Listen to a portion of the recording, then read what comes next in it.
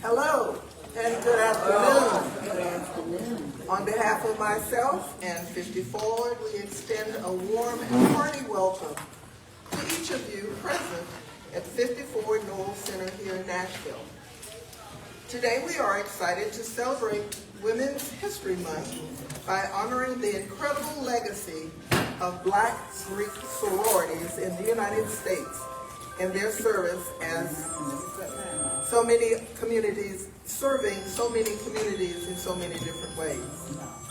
Many of you know me. My name is Renee Jenkins, and I am a former 50Forward board member, as well as a member of Delta Sigma Theta Sorority Incorporated.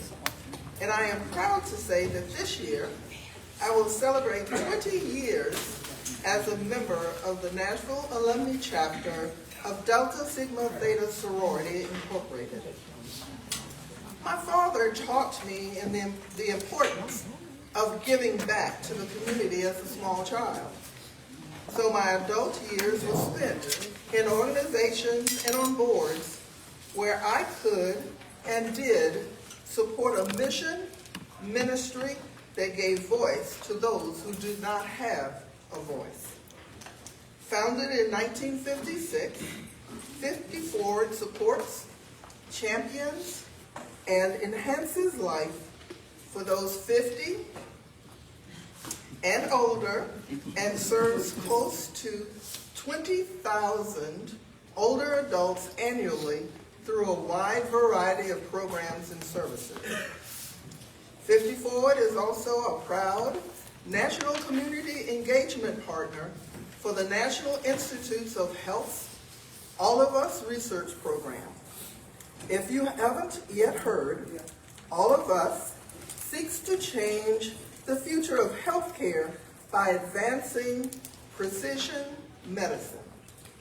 Specifically, the program is seeking 1 million people from diverse backgrounds to volunteer and share their health information, helping researchers find better treatments and cures for us all.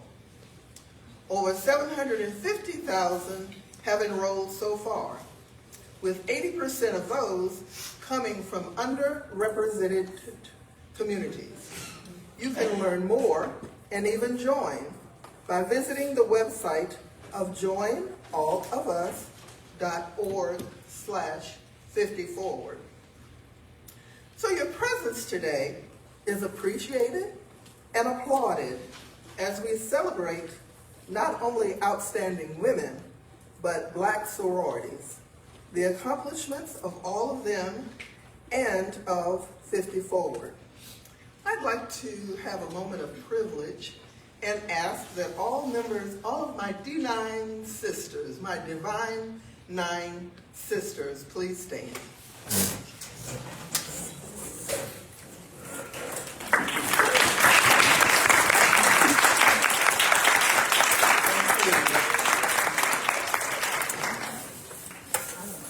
Blessed with the gift of humor and wit, balanced with a brilliant mind for communicating through the arts, Crystal Joy, our special guest MC for today, has a unique ability to command the stage, whether she is teaching about dramatic ministry, mistress of ceremonies of an event, teaching the artistic community, or teaching about financial management. Her creative and bold delivery cannot be ignored. Crystal earned a degree in broadcasting and telecommunications, has training in social work, counseling, and finished her formal training with a master's in administration and education. In addition, she is trained as a life, living in financial excellence, financial literate coach to help families live financially stress-free. I think we all need to sign up for that. Her versatile background includes teacher in public schools and at the college level, radio personality, television and film actress, drama writer and producer, facilitator of financial literacy, product developer, and writer of curriculum and books. Recently, Crystal was appointed as an ordained minister. Praise God.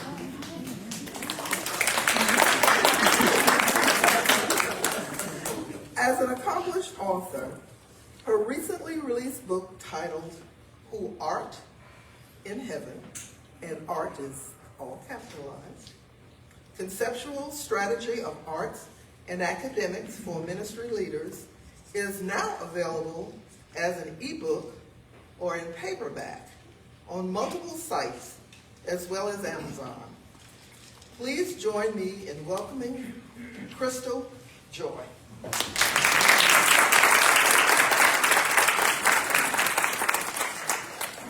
Thank you. Isn't she beautiful? Just fine. Everybody looks fabulous. I am excited to be here this afternoon. I always have a tendency to say morning. Thank you, Ms. Jenkins. I appreciate it for that warm introduction. As a proud Alpha Kappa Alpha myself, I am excited to be with you all and celebrate the legacy of Black Greek Sororities today. Since we are here for Women's History Month, yay! Let's start by sharing some history on how these sororities each came to be part of the Divine Nine. Everybody say Divine Nine. Divine. See, I love how you said that. Everybody's reminded. The Divine Nine is a name that honors the 9 historically Black Greek letter organizations that comprise the National Pan-Hellenic Council. These 9 organizations have a significant place in Black American history and culture. Collectively, these organizations comprise nearly 4 million members. They are a source of family and community to many students, with some first-generation members and others joining as a legacy. The Divine Nine organizations have been around since the early 1900s and have contributed greatly to American culture. They are committed to public service, scholarship, and brother and sisterhood. Divine Nine traditions have trickled down through generations of members and even infiltrated pop culture. Everybody say pop culture. Pop culture. All right. The Divine Nine's impact on American life and culture is very apparent. Today, we are proud to welcome representatives from each of the 4 Black Greek sororities that help make up the Divine Nine. That's Alpha Kappa Alpha Sorority Incorporated, Delta Sigma Theta Sorority Incorporated, Sigma Gamma Rho Sorority Incorporated, and Zeta Phi Beta Sorority Incorporated. Now, as I read a brief history of each organization, we'll ask for that featured panelist to please join me on stage. Okay? Okay, we will go in alpha order. Everybody say alpha order. Alpha order. Oh, I love it. You all should be singing in the choir. Okay. First up is Alpha Kappa Alpha Sorority Incorporated, established on January 15, 1908 at Howard University in Washington, D.C. Alpha Kappa Alpha emerged as the first Greek letter organization founded by Black college women. Ethel Hedgeman Lyle, a Howard student, aspired to create a supportive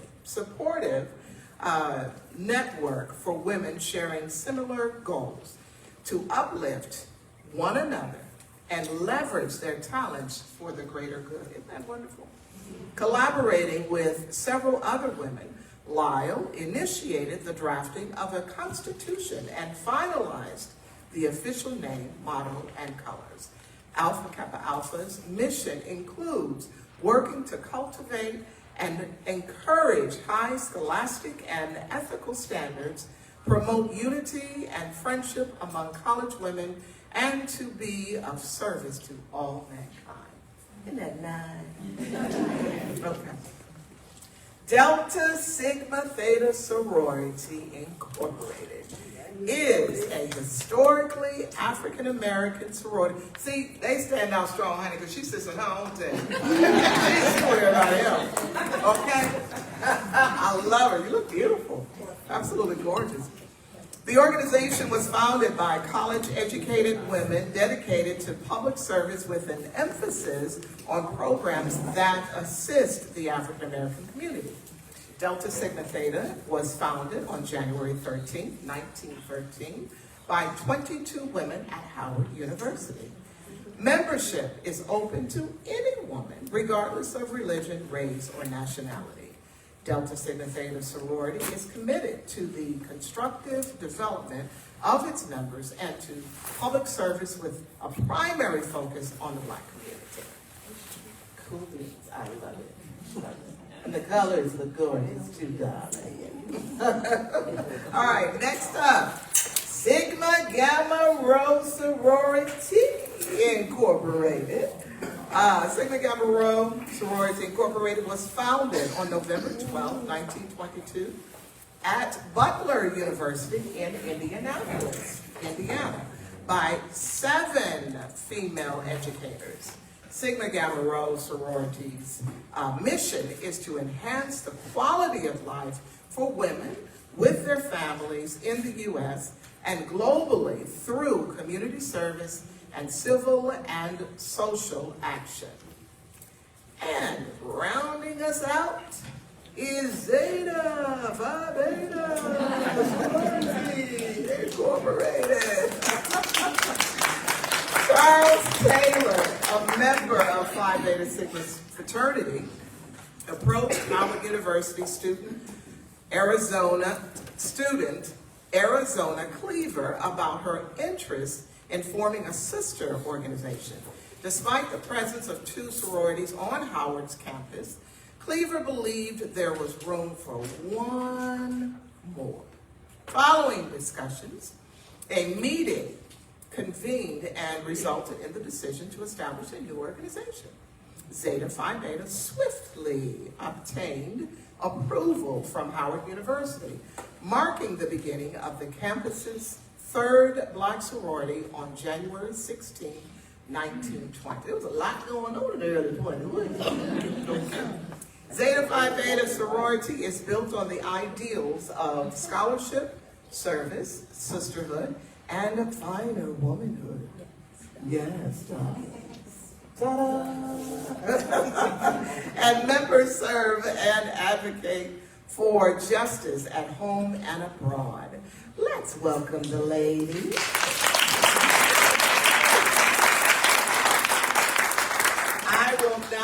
Thank you all so much. I will now read a short bio to introduce each of our featured panelists.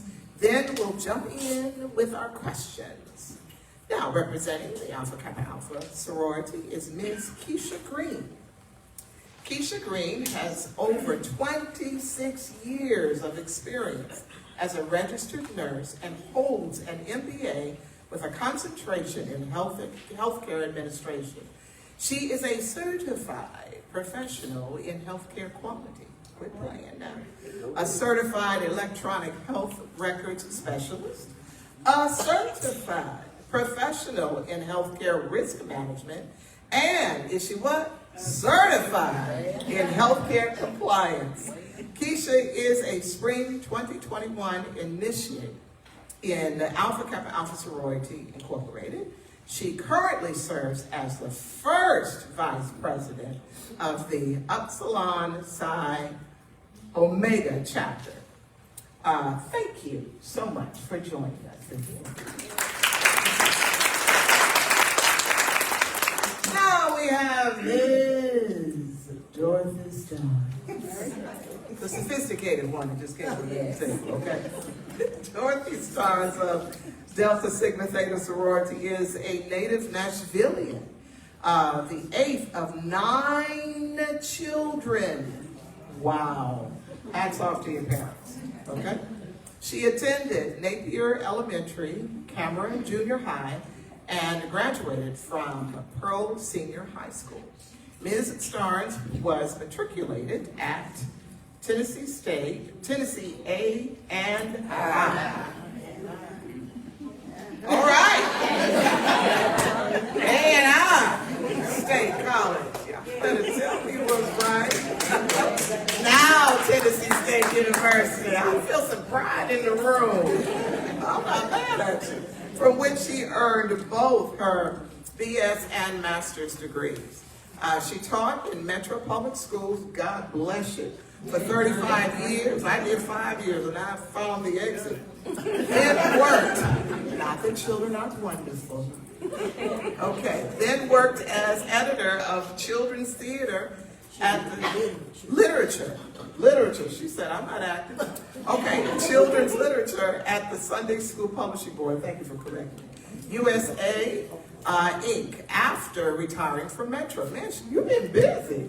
Yes. My God. She is also a member of Spruce Street Baptist Church. Yes, ma'am. Great. All right. All right. Can we get an A and B selection? All right.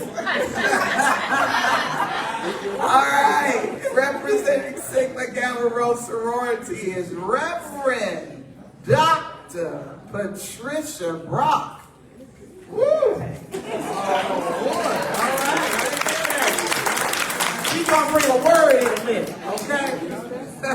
Reverend Brock holds the BS and MA education degrees, master's in education degree, from, of course, Tennessee State University, a master's of divinity degree from Vanderbilt University Divinity School, and a master of divinity and doctor of ministry degrees from Lipscomb University, Hazelip, is that right? Hazelip, okay, School of Theology. Reverend Brock was an educator at John Overton High School and Maplewood High School, where she also served as computer coordinator, principal designee, assistant principal, curriculum principal advisor, and alphabetic discipline principal. And she's running for president. We got it going on. She was also an adjunct professor at American Baptist College. In addition to her career as an educator, Reverend Brock was lead chaplain at HCA Southern Hills Hospital and is an ordained and licensed minister of the Temple Church. Reverend Brock is a former Southeastern Region chaplain of Sigma Gamma Rho Sorority, Inc. She was also a member of the board of directors for Insight Counseling Center and serves as an education board member for the League of Women Voters. Okay, it is official. You get a triple applause. I'm telling you right now.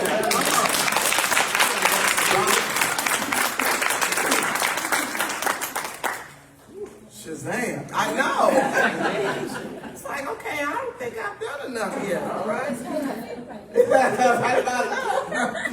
Zeta Phi Beta Sorority Incorporated, Ms. Lisa Jones. That sounds like an actress, doesn't it? It is. A native of Mount Pleasant, Mississippi, Lisa M. Jones serves as the tremendous Tennessee History Coordinator, is a researcher and writer, and serves as the committee member of the International History Team of Zeta Phi Beta Sorority, Inc. Lisa became a member of Zeta Phi Beta Sorority, Inc. at the age of 18 and is a charter member of the Sigma Chi Zeta chapter of Rutherford County. Lisa holds a Bachelor's of Science degree from the University of Mississippi and a Master's degree from Tennessee State University. Everybody say, all right. She is currently employed in the field of animal research at Meharry Medical College in Nashville, Tennessee, of course. Lisa has been an active member of Zeta Phi Beta Sorority Incorporated for 38 uninterrupted years Ain't no stopping her now. She's on the move. All right, welcome, ladies, and thank you. Thank you so much for being here. We have a few questions we'd like to ask of each of you, if you don't mind. And again, we'll go in alpha order and ask that you please pass our designer mic from one person to the next after you speak, okay? All right, here we go. I almost feel like I'm on, what is that game show? Never mind. All right.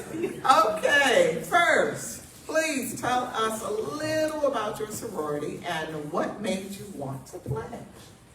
Well, Miss MC, you just told us all a lot about it.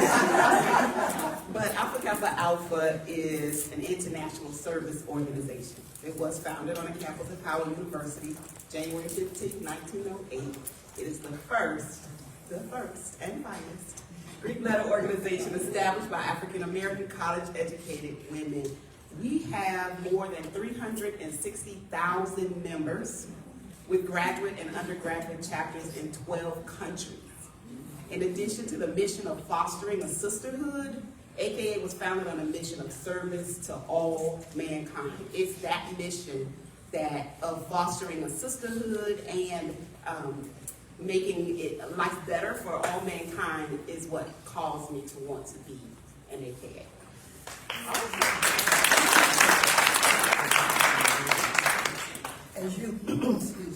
As you've heard, my sorority is Delta Sigma Theta Sorority Incorporated.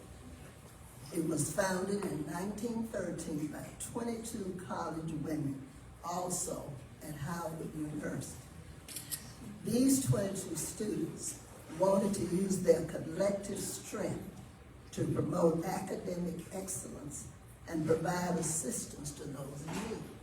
And by the time we get to our panelist, Lisa, you'll see that all the sororities have the same goal: public service and academic excellence. Its members are predominantly Black, college-educated women. Since its founding, more than 200,000 women have joined. We have over 1,000 collegiate and alumni chapters located in the United States, Nassau, Bahamas, Germany, Haiti, Liberia, and the Virgin Islands. Delta is a non-profit organization with a 5-point programmatic thrust. Those being economic development, educational development, political awareness and involvement, physical and mental health, international awareness and involvement.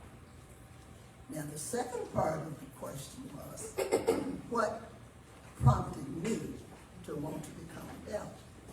When I was a graduating senior at Pearl High School, 6 women called all the females to the auditorium to talk to us about what it meant to be in a sorority.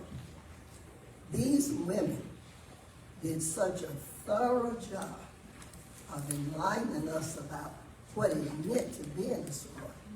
And on top of that, they were some of the most attractive and well and dignified, and they were just beautiful on the inside and the out. And I decided right there that I wanted to be part of it. So that's what made me decide that I wanted to be a Delta. Awesome. Why do I want to sing dun dun dun dun dun dun? When before she spoke, okay, I'll be good. Go ahead. Sigma Gamma Rho Sorority. Sigma Gamma Rho Sorority Incorporated was founded in Indianapolis, Indiana, on the campus of Butler University. We are the only African American sorority that did not have its founding at Howard. Nothing on Howard. We just moved a little bit far across the map. We were established in 1922 by 7 young ladies at Butler University. However, during that time, segregation was the way of the world. So they met secretly and off campus to get our sorority organized. They were harassed, but they stuck with the idea that Butler needed African American women and students on that campus. So we were organized at Butler. My reason, our mantra is greater. Greater service, greater progress. We offer services to the community in social action, political action, health for women, health for children. We do a little bit of everything. The All of Us program is not new to me because we've talked about that in Sigma Gamma Rho for a while now. So we're about the same thing as the other organizations, making sure our communities get the services that they need. Education is one of our big mantras. We believe in education. All of our members are either undergraduate sorors or graduate sorors. And we too we're the youngest, let me put that in. We are the youngest African American female sorority that was formed. We're the babies of the group. But we hang with our big sisters. we do that. So we just turned 100 years old in 2022. And we're proud of that. It was hard work. We had our boulé, our centennial boulé, and it was a fun time on the campus of Butler. They indeed now know that we are there, we exist, so Butler knows who we are. My reason for joining Sigma Gamma Rho is much like the other ladies. You see an organization and you look at it, you kind of go through and you look at what they're doing, maybe what they're not doing, and you make your decision. I made my decision to pledge Sigma Gamma Rho because it fit me. So now my daughter is a Sigma. I have two nieces that are Sigmas, and my older sister is a Sigma. So that legacy has formed in Sigma Gamma Rho. One of the things that makes us all kind of stand out is the sorority doesn't end when you graduate from college. We keep it going. We keep it moving. Because the work doesn't end when we graduated from college. It continues. So we feel like you need us, we need you to make our communities better. That's it in a nutshell for me. I'll pass it to my sister. Let's give her a hand.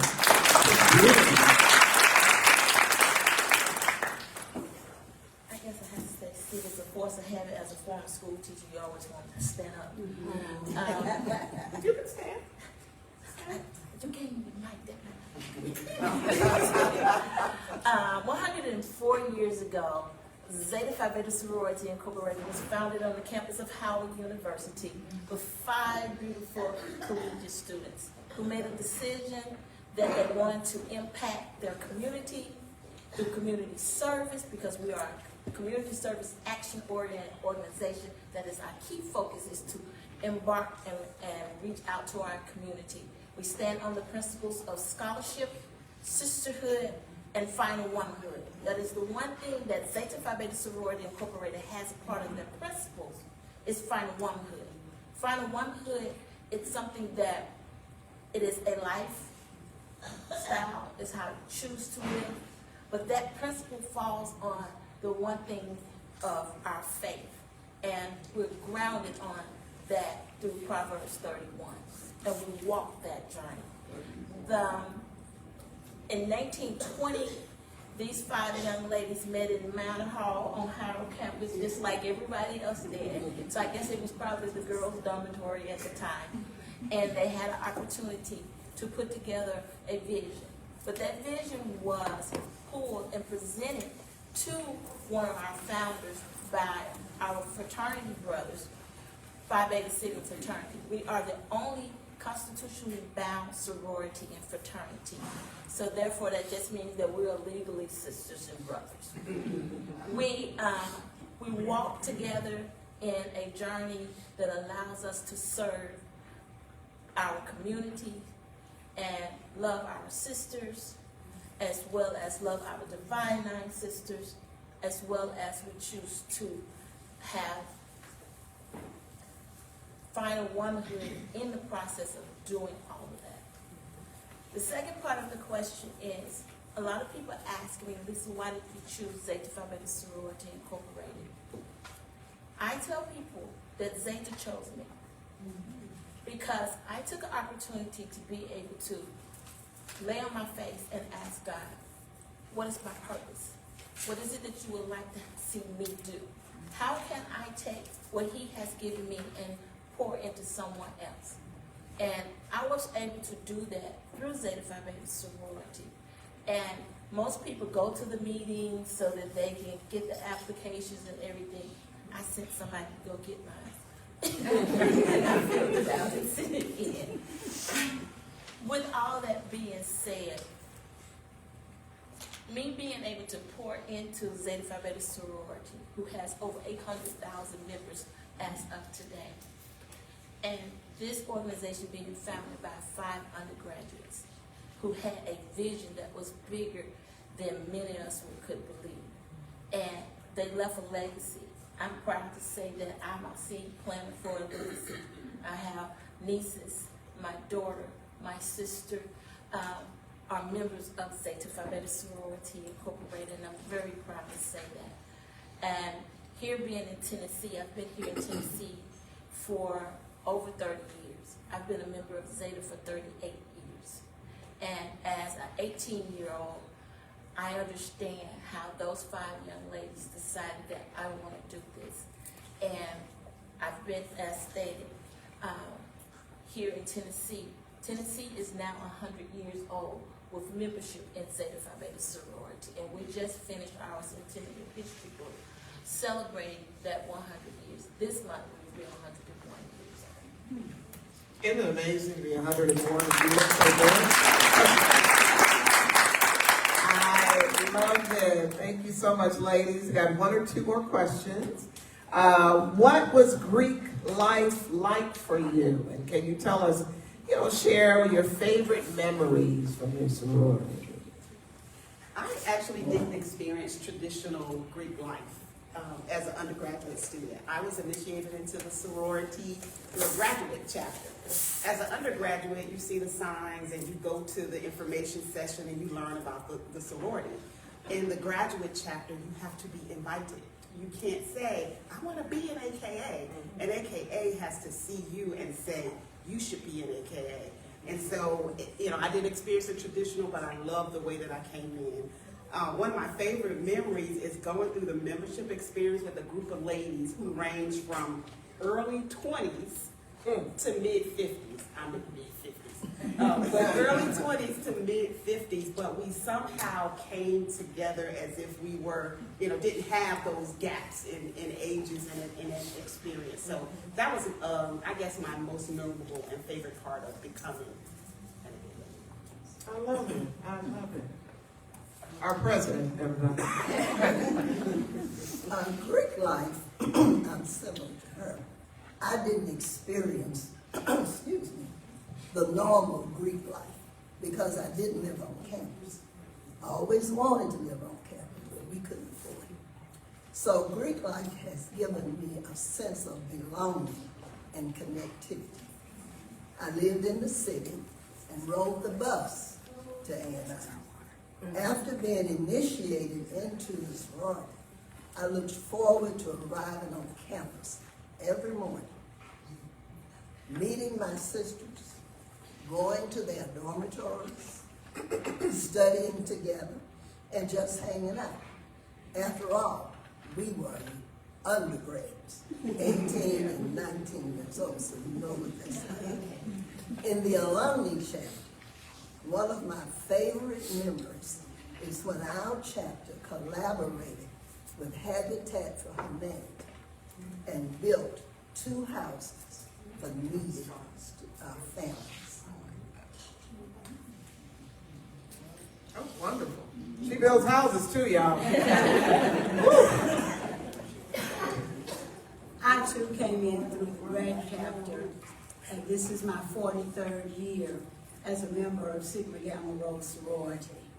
I'm hanging in here, y'all. I'm trying to make 50. 49 and a half won't do. 50 sounds great to me. I enjoy being a part or coming into the sorority. Actually, my niece was part of a graduate chapter before I came in, and she is a 50-year soror. It was fun for me. My daughter's experience was the campus experience. And I loved hearing her stories about stepping and boots. Go boots now, you gotta have go boots. And all of the things that they did on campus. So those are, my memories and hers are sort of entangled. My greatest moment was, and actually I have 2, so I should say moments, was when I pinned my daughter. You can't take that away from me. When she crossed, I pinned her. And I am forever grateful for that.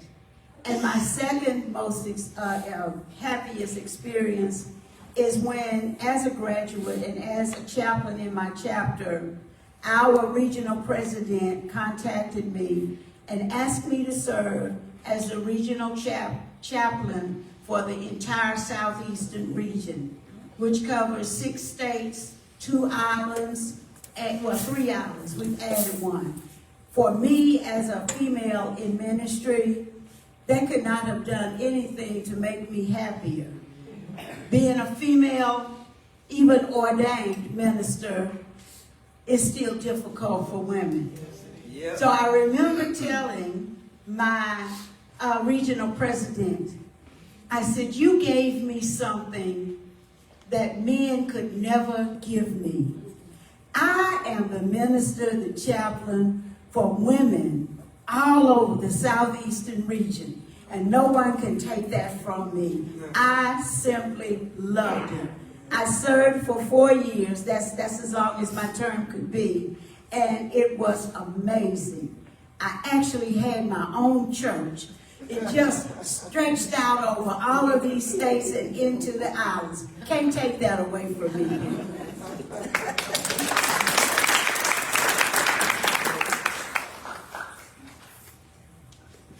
I became a member on the campus of the University of Mississippi, where a lot of first things were happening. The first black to do this, and the first black cheerleader, and the first black male cheerleader, things like that was taking place, the first black majorette. And it was different. However, what I gained the most from becoming a member on the campus was that I became a part of a nucleus of young ladies that were a part of the first. And that meant a lot to me. One of the reasons as I stated, why I chose to say this, but it also gave me an opportunity to be able to pour into our undergraduates. As an undergraduate, becoming a member as an undergraduate, and as I continue to grow in SADA, that was one of the greatest gifts that I think that could have been bestowed upon me. Our Tennessee State Director at that time was Soror Ernestine Wilson, who was eventually our State Director and our Regional Director.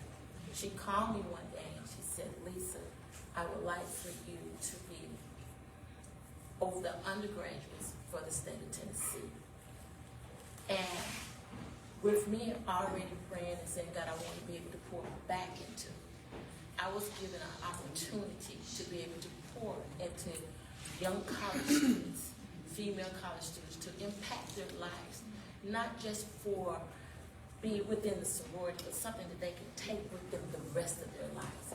And so God answered that prayer for me. So that, being in that position, I was in that position for 6 years. Then that moved me. Then when she moved me to regional director, she asked me to be over the regional undergraduate, which means I would cover 4 states, Mississippi, Alabama, Arkansas, and Tennessee, where I'm still pouring into young ladies and teaching them the importance on how to stand on the Word of God, as well as to be that fine woman. So those opportunities to be able to do it. The next thing that was really, really important to me was me pinning both my sister and my daughter. And that's, as she stated, that's something you can't take away. That legacy, to be able to pin your children and your sister, it was truly a blessing for me. Isn't that amazing? All the things that I love it. We're going to have one last question so we can give our speakers an opportunity to speak as well. All right. What would you say to your younger African American women now considering Greek life?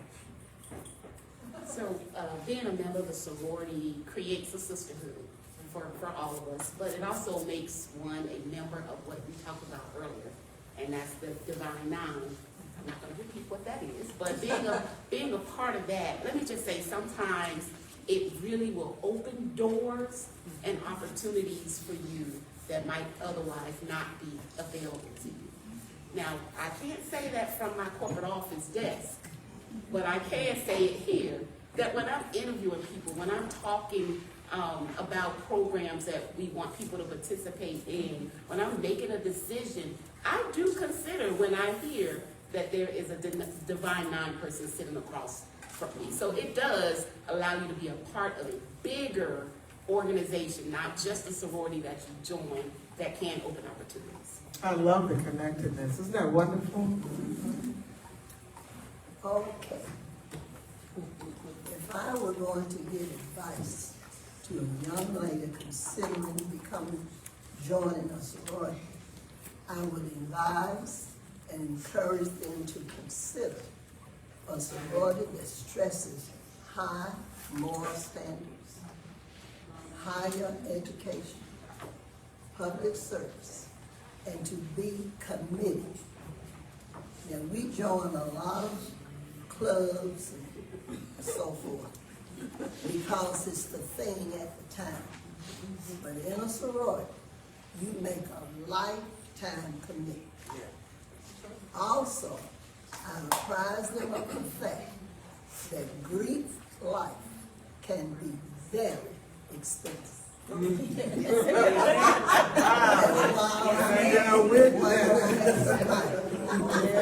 been a member of Delta Sigma for 70 years.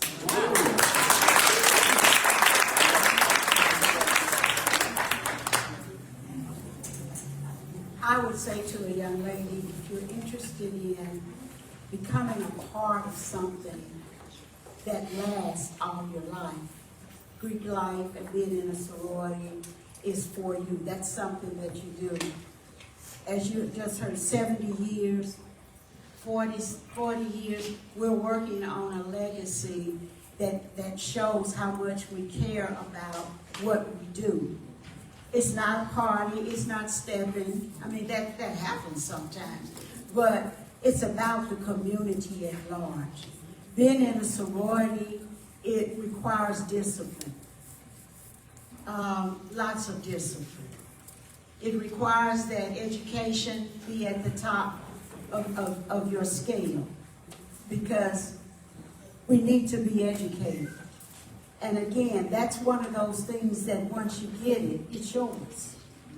And it will take you as far as you allow it to.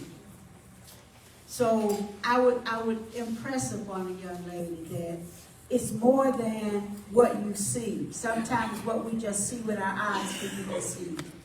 But you have to delve into what is it really about? What does it do? How does it serve the community? And where do you fit in? It's kind of difficult gonna sit here in this chair again after you hear all of this wisdom. And everything that I would say, they've said it, so we're gonna say ditto to that, okay? But one of the things that I would like to say and what I would share with any young lady is, first and foremost, identify and define and know who you are first. Knowing who you are first before you choose to be a part of anyone's Greek-led organization. Because what we do as a Greek-led organization, we're going to fine-tune whatever that is that God has already instilled and placed within you. So that would be the first thing, is know who you are. Know what you want to do. We're here to support you to get there. It is a network that will allow us to embrace one another, not just for a moment in time, but for a lifetime. And that they have to understand, as they said, it can get expensive. But at the same time, we provide you with tools in order to help you to be able to maintain your finances, teach you how to interact within the community, help you how to give back. And so those are the things that they, as stated, we want to make sure that you want to give back, because we're about service. All of us are here about service. But knowing first and foremost who you are and what you want to do for yourself, that will be the first step that I would suggest that you take. And then see how we can help enhance things by embracing you to be a part of what our founders have put in place. Aren't they magnificent? Wonderful, wonderful. Thank you, ladies. Thank you. And now we'd like to transition to the Wellbeing and Social Connectedness program, portion of the program. This is where we'd like to hear from you. Ruh-roh. Staying involved in our communities through women's groups like these amazing sororities is so important for our health. Now, would a few of you, just two would be good, in the audience who are sorority members, like to stand up and share how staying involved in their sororities has enhanced their lives? Please raise your hand and the microphone will be brought to you. And we have one over here. She didn't even wait. She was like, talk to me. Hello, everyone. Very often, as the ladies have said, experiencing sorority life as an undergrad or graduate is fantastic. But a lot of times when we retire, we plan financially, hopefully, for retirement. We're excited about retirement, but we don't think about the psychological part of planning for retirement. So one thing that I can say is that my sorority, Alpha Kappa Alpha sorority, after I retired, I am continuing to work and stay busy, be active, be involved, giving back. And that has been everything for me, because I'm an extrovert and my husband's an introvert. So I was kind of thinking that, we would do this thing together, for his retirement, but he was on the golf course and doing his thing.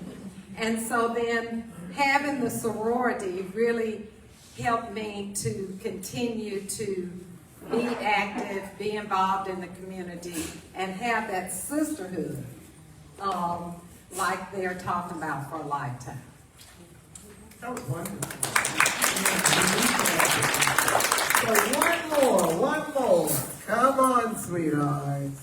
I know there's something deep on your heart you want to say. No more? All right. Well, we'll just keep it rolling. All right, thank you so much for sharing, sweetheart. Thank you, thank you, thank you. That was awesome. To our panelists, let's give them a hand. Ladies, please go on back to your table. Well, they snatched that up quick. Wow, okay. All right, so as they're going back to their tables, let's give them a hand again.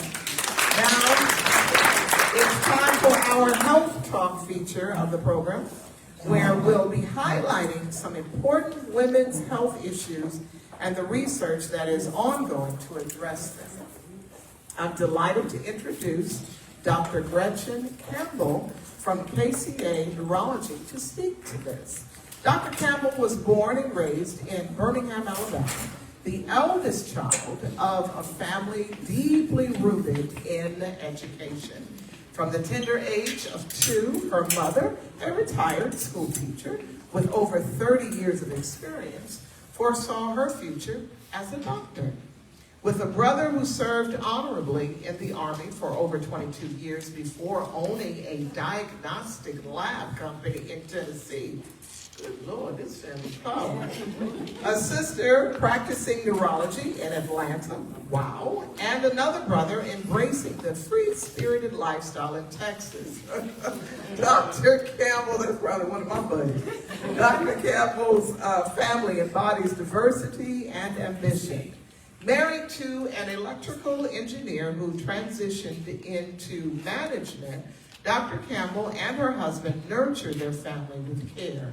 They are proud parents of 2 accomplished daughters, one a graduate of the University of Miami, and the other a graduate of Texas Christian University. Dr. Campbell's journey to becoming a doctor began at Meharry Medical College, where she earned her medical doctorate, followed by specialized training in neurology at the Medical College of Virginia at Virginia Commonwealth University. After honing her skills for 5 years as an associate professor of clinical neurology at Vanderbilt University, you didn't go to no riff-raff school, huh? I'm sorry, let's bring it back. Dr. Campbell co-founded KCA Neurology. Today, KCA Neurology stands as a testament to her dedication with 3 thriving locations across Middle Tennessee, providing compassionate care to countless patients. I love it. Dr. Campbell's unwavering commitment to her patients and her community continues to shape the landscape of neurological care in the region. Please join me. My goodness. You're doing it, girl. Please join me in welcoming Dr. Gretchen Campbell.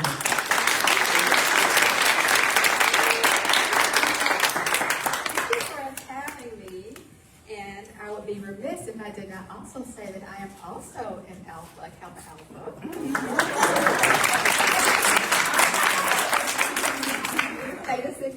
Theta Sigma chapter at the University of Alabama. My mother also is an AKA, pledged at A&M University. And my younger daughter is also an AKA from Texas Christian University. I had to get that out there. So when I was asked to give this presentation on women's health, it was a little bit difficult because I don't do women's health per se. I'm a neurologist, not primary care. But I've given a talk a couple of times here about dementia, so I figured with this being a different audience, for the most part, that I would do that, but with a focus on women, because there are some differences when it comes to women and Alzheimer's disease. But first, okay, that's where to stand. But first, the main thing I want to make sure that everyone gets out of this is, because I get asked this all the time, that all dementia is not Alzheimer's disease. When we use the term dementia, it's an umbrella term, and there are lots of different types of dementia. The purpose of the workup is to exclude reversible causes of memory loss, and then with some other tests, we arrive at a diagnosis of dementia. And nowadays, we can be more specific about making that diagnosis. So when you first go to a doctor for an evaluation of memory loss, there are some things that should happen. There should be basic blood work, because sometimes something as simple as a B12 can be low, and that can affect your memory.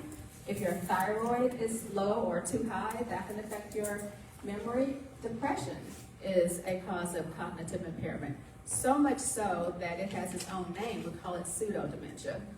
So it's really important that we exclude these things before we make a diagnosis of dementia. Although they're not mutually exclusive, these things will worsen, the condition if you do end up being diagnosed with that. Drug-induced cognitive impairment. A lot of people are on a lot of medications. So, we try to minimize that to the extent that we can, but sometimes it's difficult. If I have someone with diabetic neuropathy and they're on Lyrica, and that's the only thing that can control their discomfort, it gets a little bit tricky, because if I take them off of it and they can't sleep at night, they're not going to be really happy with me. But those things can affect one's memory. Now, what are the types of dementia? There are a lot of types, like I alluded to before, but the most common type of dementia is Alzheimer's dementia, representing over 60% of all cases of dementia. Some estimate up to 80% of all cases of dementia. The second most common type is vascular dementia, and that's caused by either multiple strokes or a lot of what we call white matter changes, where you get those little tiny spots that accumulate over time and start to overlap and then look like large swaths of white on the brain MRI. That can also cause a type of dementia called vascular dementia. But what's interesting is that women are at a bit of a higher risk of developing Alzheimer's disease, representing about 2/3 of cases compared to men. And African American women have about double the risk of developing Alzheimer's disease over the course of their lifetime. And while we're not exactly sure why that is in terms of African American women, some of it has to do with comorbid risk factors, because there are other things that can increase your risk, like cardiovascular disease, untreated hypertension, untreated depression. Depression in and of itself is a risk factor for going on to develop Alzheimer's disease. So it's really important to keep up with your visits with your primary care doctor, or if you're specifically concerned about your memory, seeing a specialist in that area, like me or someone that does what I do. There are several reasons why women are at a higher risk of developing Alzheimer's disease during the course of their life. We live longer, and age is one of the highest risks of getting Alzheimer's disease, with the risk doubling about every 5 years after the age of 65. So the older we get, the higher the odds are that we're going to get it. So just simply aging is a risk, and women live longer than men on average. So that alone increases our risk for getting dementia. Hormonal differences and menopause. Honestly, you would think there would be more research in this area. There's not a whole lot of research on how hormone affects the brain, but there is a little bit, and we'll talk about that in a second. Genetic risk factors. So there's a genetic risk called ApoE that some of you may have heard of, and I'll talk about that a little bit later. But women tend to be more sensitive to the ApoE homozygote 4/4 allele, which is the high-risk version of it, than men are. And we don't exactly know why, but we're a little bit more sensitive to it if we have that particular gene subtype. And women are at higher risk for depression. So all these things sort of conspire together to increase our risk of getting Alzheimer's disease. So menopause and Alzheimer's disease. This is interesting because it's not something we're taught in medical school. It's not something we're taught in residency. Most OBs don't really know a whole lot about menopause and how it affects cognition, but there's a whole diagnosis called menopause-related cognitive impairment. It has its own name. And so when I started learning about it was very validating, because I'm not going crazy.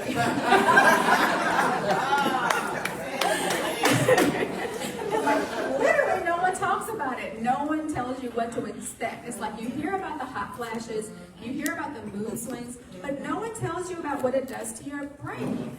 And it does a lot. Men's brains and women's brains are different. We have mostly estrogen receptors in our brain. Men have testosterone receptors in our brain. So when that estrogen level starts to fall, we're not hitting those receptors in the brain that we need for our brain to function properly. So it affects your cognition.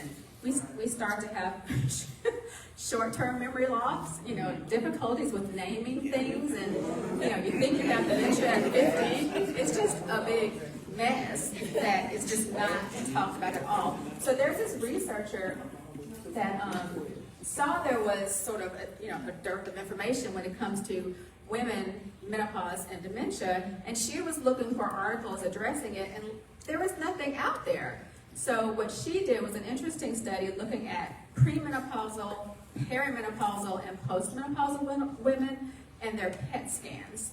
And what she found was an actual difference. So this is interesting. Okay, so the red parts of the brain are active areas where the brain uses glucose to function properly. So the bright red areas are the areas that are using glucose. Right here you can see this is the normal brain where all this is active use. Now this is blue there because that's where the ventricles are. It's not brain tissue there. That's where the spinal fluid lives inside the brain. So that's supposed to be blue. That's not abnormal. But when you get over to postmenopausal women, look at this. Wow. I mean, that's a big difference. So the frontal lobe isn't being activated to the same extent. The temporal lobes, even the occipital lobe down here is different. So we are not crazy. This is like an actual, thing. So that, it was very validating when I saw that. But frustrating at the same time because there's not a lot of research out there, and there is. In addition to that, there's not a lot of research in terms of giving one direction in terms of what to do about it. Because we know that we have hormone replacement therapy. That's kind of a thing again after it was taken off the table for a while. But what we're not sure of is whether estradiol, progesterone, when we take it exogenously, improves cognition. We don't know the answer to that question. There are different receptors for estrogen in the brain than are in other parts of the body. So it's just not that simple. So research is still ongoing to determine what type of estrogen the brain best responds to. But what we do know, we can go backwards. In addition to estrogen and progesterone, these hormones are neuroprotective. So when we start to, when those hormones start to naturally decline, not only does it affect what I just showed you, but it affects all areas of the brain because we don't have that protection anymore, or at least not the protection from what those particular hormones do. So then what happens? What happens after menopause? Do we come back up and go back to normal? Well, it depends. So some women will, dip perimenopausal, menopausal area, and they kind of go back up. Maybe not to exactly where they were before, but they get better. Like, the symptoms go away, they feel like they can think more clearly, and things are fine. But another subset of women don't. Their memory changes at menopause, and it doesn't ever quite rebound. And again, more studies need to be done so we can know how to manage that, but we're just, women's issues in Alzheimer's just haven't been focused on. So we don't know the answer to that yet. How much time left? Okay, so another note about hormone replacement therapy that I think that is interesting and people are not aware of, but there was a large study, I think like 18,000 women that was done years ago about the risks of hormone replacement therapy in terms of stroke, cardiovascular disease, and all the other, bad cancer. But what people don't realize, and honestly what I didn't realize initially, is that all of those women in that study were over 65. So it didn't even study the women that would be on hormones in the first place. So of course your risk of cardiovascular disease is higher being over 65. It just made no sense. So, the more logical studies are starting to come out so that we know what to do in regard to managing hormones. Somebody dropped that earring. But I think hormones are great. And if I weren't on them, I'd probably be in rolling heels right now. So if you're under 65, you're having issues, I would go for it. What you don't want to do is be on hormones more than 10 years, and typically doctors will stop it after the age of 65. But there is another medication now that we use specifically for the vasogenic components of menopause, like hot flashes, that don't have risk in terms of cardiovascular disease, and that's new like last year. So that was nice, that we have another option aside from hormones to stop the hot flashes. So, other risk factors. Lifestyle, we all know, is a risk factor for for Alzheimer's disease. Physical inactivity, eating, processed foods. You want to have as best you can, a whole foods Mediterranean-based diet. But no one's perfect. As long as we do it most of the time, you're fine. I like the 80-20 rule. If you do it 80% of the time, you're fine. 20% is not gonna kill you. You gotta eat birthday cake every now and again, right? Excessive alcohol consumption is a risk factor because the blood vessels respond to excessive alcohol use by trying to protect themselves, building up plaque, and that causes cardiovascular disease, which increases the risk of dementia. So heart health obviously is important to reducing your risk. Genetics is part of the risk for Alzheimer's disease, and there are several different layers to this. Some genes that we look for are genes that confer risk. There are other genes that are actually autosomal dominant genes, which means if you have this gene, your risk of getting it is nearly 100%. We don't typically test for those genes because that type of dementia is so rare. But everybody has ApoE, it's just a matter of what your numbers are. And I already mentioned aging as a risk factor for Alzheimer's disease. How do we prevent cognitive decline? Just avoid those risk factors that I just went over. You want to exercise regularly, and it doesn't have to be anything structured. Just walking around the block is, really enough. Staying cognitively active, doing things like this. And I think that, I can't remember what young lady, aka my soror, back there said about being active in your sorority. That is fabulous because I know they keep you busy. Yeah. So the busier you are, the more protected you are. Education is protected. The higher your level of education, that's a protection against developing Alzheimer's disease. It doesn't prevent it, but it's, we're at lower risk the higher our level of education, and just being active. People that retire and go home and just watch Netflix or MSNBC or Fox, you're just asking for it. If you don't use it, you're going to lose it.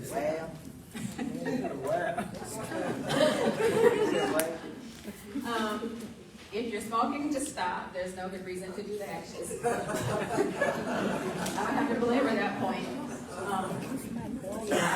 And the other thing that's useful about being mentally active in, a graduate chapter, you're learning new things. It's not just do the same puzzle over and over again. You want to be cognitively active, learning new things, because that's how you create those new neural connections and, exercise that neuroplasticity. You want to actually do something that's new to you.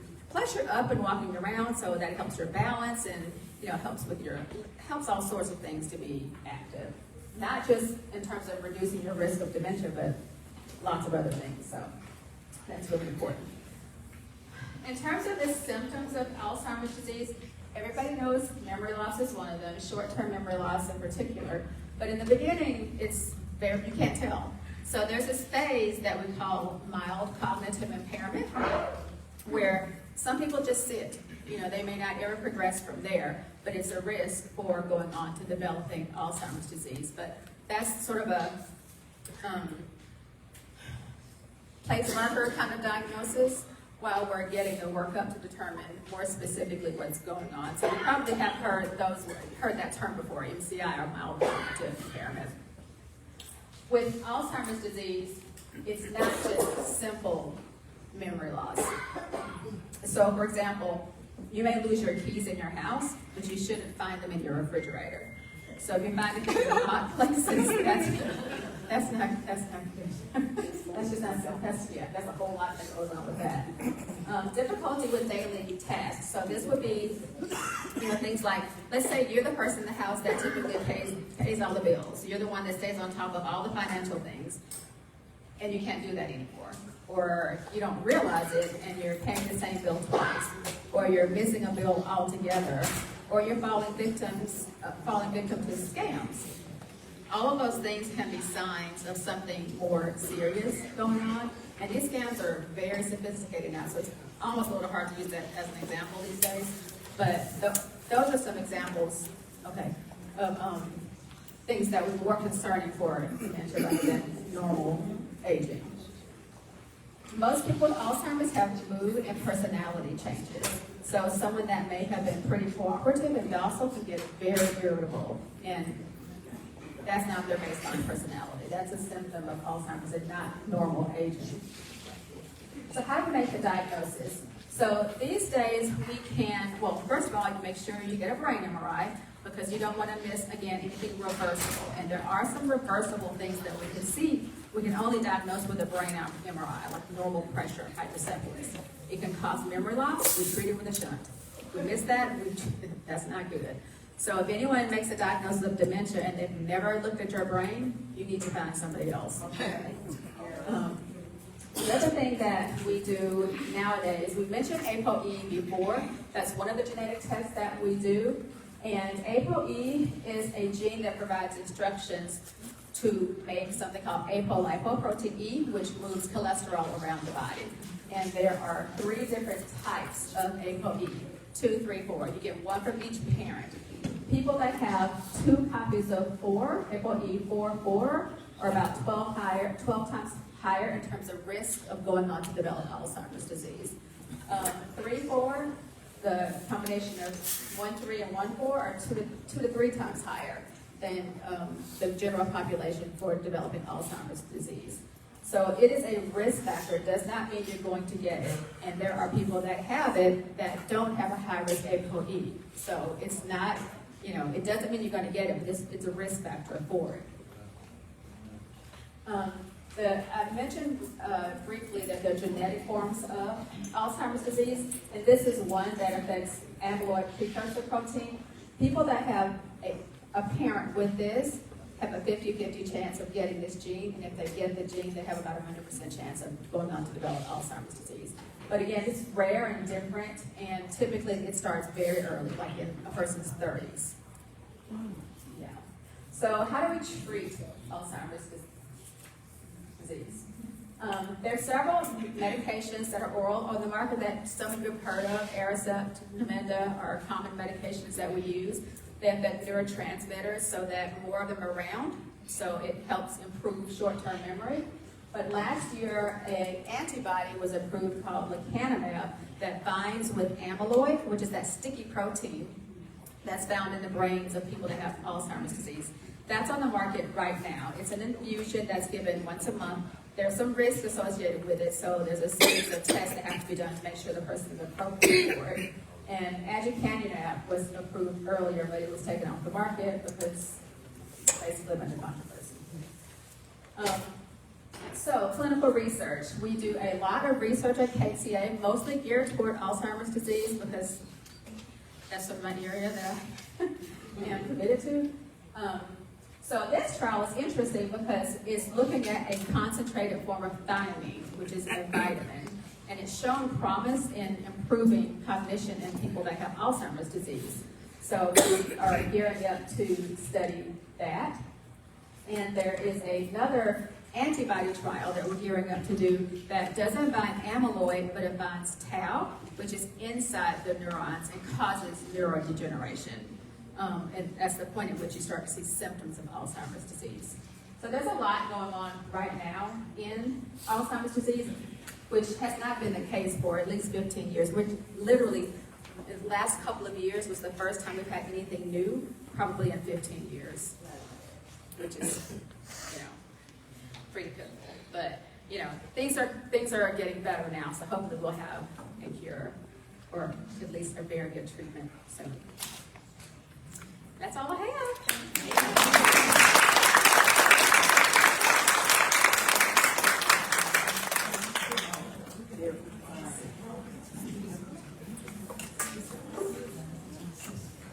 Okay, it's time for my protest.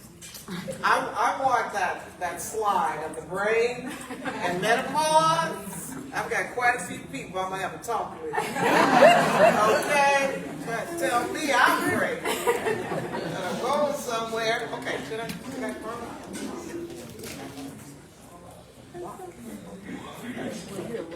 Wasn't that awesome? It was really good. Very, very informative. It helped me to understand some reasons. Hey, how you doing? It was the Lord speaking to me. All right. Thank you so much, Dr. Campbell, for that very insightful information. We'll now move on to our call to action. This is a part of the program. First, we'd like to show a short video about the importance of including minority populations in medical research. Cue the video, please. Okay. We need a moment? All right, so when I was a little girl, are you all enjoying yourselves? Yes. I am. This is so informative. I'm loving it. I'm loving it. It's so awesome. Okay, the one thing about technology is some days it's like, oh man, this is dope. And then other days it's like, ah! Have you all ever worked on a computer, but prior to that, okay. Do you all remember what we call the copy machine? Do you all remember what's that thing we run? Ditto machine? Memograph. You get all the stain on your fingers and everything. Yeah, I remember that. You remember being in school and they put it on a flat surface with the light coming up and it shines on here? We probably need that right about now, huh? You got one of those in the back? But he is trying. He is definitely trying. Hasn't the weather been beautiful? Beautiful today?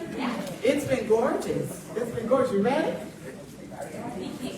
All right. We're going to move on. Moving right along. Okay. Let's see. And now I would like to welcome the one and only Vera Coleman to the stage to share a few words. Ms. Coleman. She's cute. All right, Ms. Coleman is a retired researcher and has been volunteering here at FiftyForward, All of Us, peer and ambassador since 2018. That's all that sugar and that cupcake got me bouncing, all right? She has spoken to crowds large and small about the importance of the All of Us research program and has even been featured as a guest on the FiftyForward podcast, Squeeze the Day. Please welcome my new friend, the one and only Vera Coleman.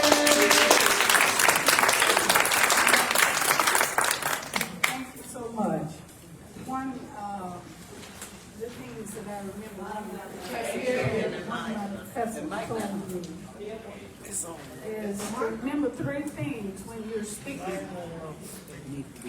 Be succinct, stick to the topic, and sit down while everybody still watches. So I'm going to try to do just that. I am a peer ambassador for the All of Us research program. And it certainly has added a new dimension to my life. I'm afforded the opportunity to raise the awareness of the All of Us research program. I'm afforded the opportunity to inform potential participant partners. That's what I like to call them. I'm a part of the All of Us research program. Of the benefits and hopefully to facilitate enrollment, which is our ultimate goal. You've heard of 1 in a million. And you might say, well, why should I want to join and be 1 in a million? It's because at the moment, Healthcare is often one size fits all. But imagine a future where your health treatments are tailored to you. This is called precision medicine, and we can make that future possible. To do this, we are asking 1 million or more to share their unique health data. This information can be added to the database. Researchers there can then access this data to conduct thousands of studies on health and diseases. Now, many of us have already joined, and one might say, well, what do I need to do to join? Well, there are online surveys that we take and have taken. We've shared our electronic health records. We've given biological samples, which consist of saliva, urine, and blood. And then they also took our physical measurements. So now, I want to invite you and cajole you and encourage you of the benefits of having your DNA sequenced through these biological samples and taking these surveys that delve in our family history, our environment, our diet, and now they're even going to look at the mental aspect, which I think is very important. So now you can join by going online and join allofus.org/FiftyForward. You'll be glad that you did. And so now you just raise your hand and say, I swear on everybody got a captive audience. I would like to ask the other peer ambassadors to please stand. There are several of us.